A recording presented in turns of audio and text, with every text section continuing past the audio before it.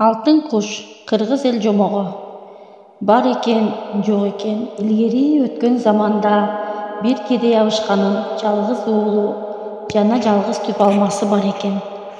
Алма дарагынын эң башына жалгыз алма түйүлүп, ар жылы бышкан кезде абышка кемпир аны жеп жашарып турушчу. Бир жыл алмасы быша элек кезинде белгисиз бирөө жеп кетет. Алманы ким үзгөнүн билбей, алар айраң таң болушуп, кезек менен кайтарууга алышат. Биринчи жылы алманы абышка кайтарат. Бир түн уктап калып, дагы үздүрүп жиберет. Экинчи жылы алманы кемпир кайтарат. Бир түнү ал да уктап калып, үздүрүп жиберет. Үчүнчү жылы алманы кайтаруу кезеги балага келет. Абышка кемпирдин баласы чырм этип кирпик талдырбаган, чычканга кебек алдырбаган чыйрак бала экен. Бала уктабай карап жатса, бир алтын куш учуп келип, алмага конуп жей баштайт. Бала жаасы менен атып, куштун бир тал канатын түшүрүп калат.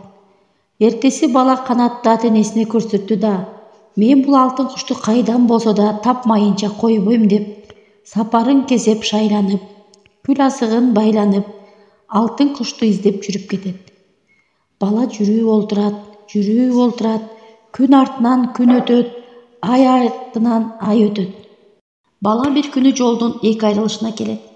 Жол боюндагы таштан сол жака баргандын өзү өлөт, оң жака баргандын аты өлөт деген жазууну окуп, өзүм өлгөнчө атым өлсүн деп оң айрылышына түшөт. Бала дагы 40 түн тынбай жол жүрдү. Аты ыргайдай, өзү шыргыйдай болду. Күл азыгы түгөнүп, арып ачып келе жатса, туурасынан бир чоң көк карышкыр чыгып, качырып сала берди. Бала атынан түшө калып, атын өзү мууздап, курсагың ачко, андай болсо жей кой деп, карышкырга этти сала берип, өзү артын көздөй кача баштады. Баланын бул ишине карышкыр аябай ыраазы болду. Өзүң жаш болсоң да акылың бар экен. Атыңдын тең этин бышырып ал да менин жонума мингин. Кайда барсаң да сени самаган жериңе жеткирейин деди. Сапарым алыс, самаганым алтын куш, деди бала. Андай болсо, жонума миң да көзүңдү жумгун, деди карышкыр. Бала карышкырдын жонуна минип көзүн жумду. Карышкыр ашуу белди ашып, аябаган жол басып жүрүп отурду. Бир мезгилде ач көзүңдү бала, деди карышкыр. Бала көзүн ача салса, бир чоң шаардын ичине келип калган экен. Карышкыр балага бир үйдү көрсөтүп, алтын куш ушул үйдүн ичинде, алтын туурда конуп олтурат. Акырын кирип бар да, куштун боосунан кармабай, канатынан көтөрүп чык, деди.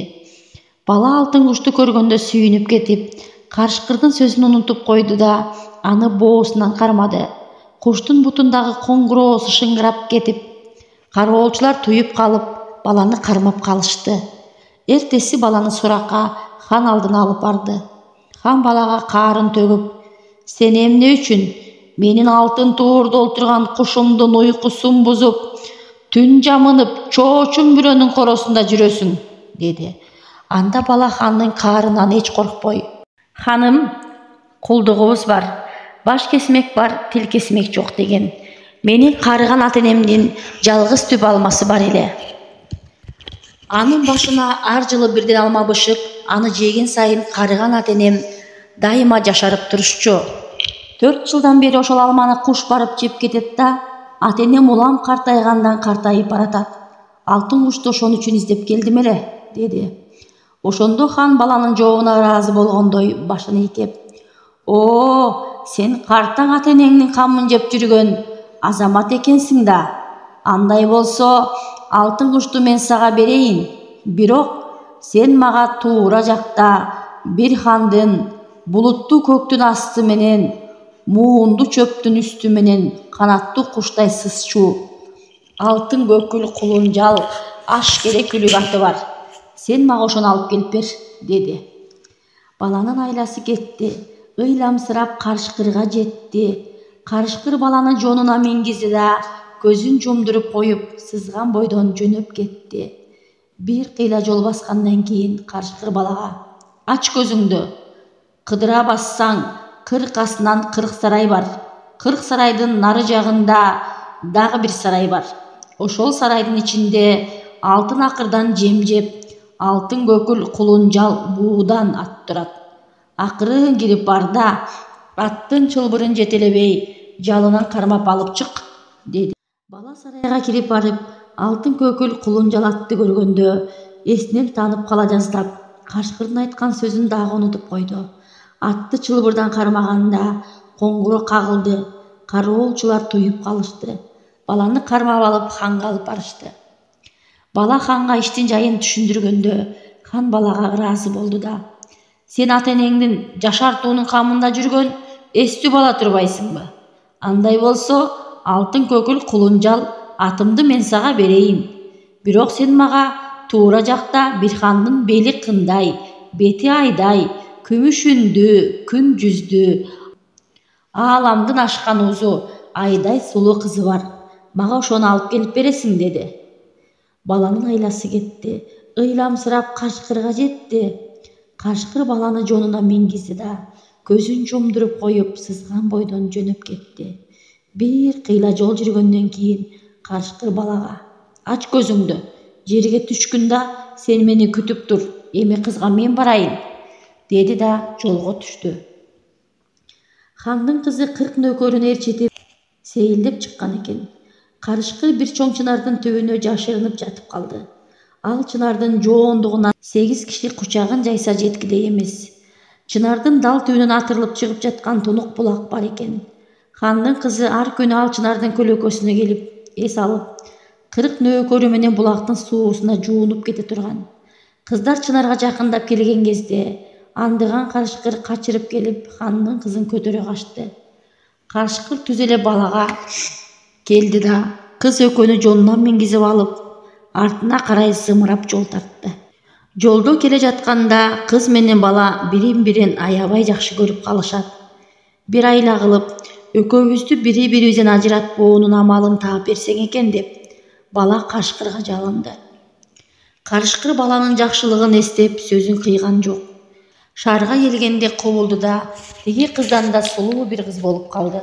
Бала аны ханга ээрчитип барып берди да, андан атын алды. Кыз экөө булуттай сызган тулпарга минип жол тартты.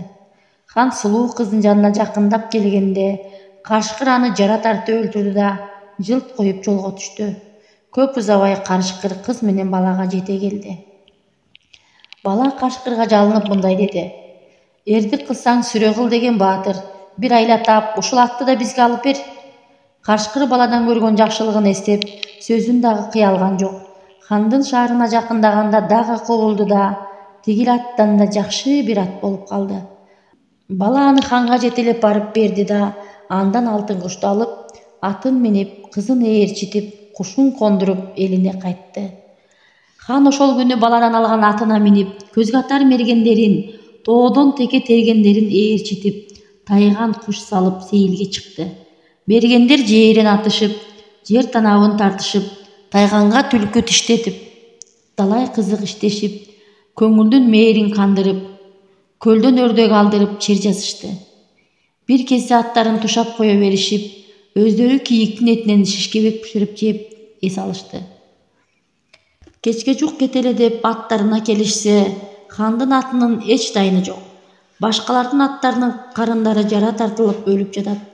Ал күнү хан мергендери менен шаарына жөө кайтты. Баласы келгенден тартып абышка кемпирдин үйүнө береке кирди. Ошентип алар тилеген максатына жетип, кайгы капа билбей, жыргап куунап жашап калышкан экен.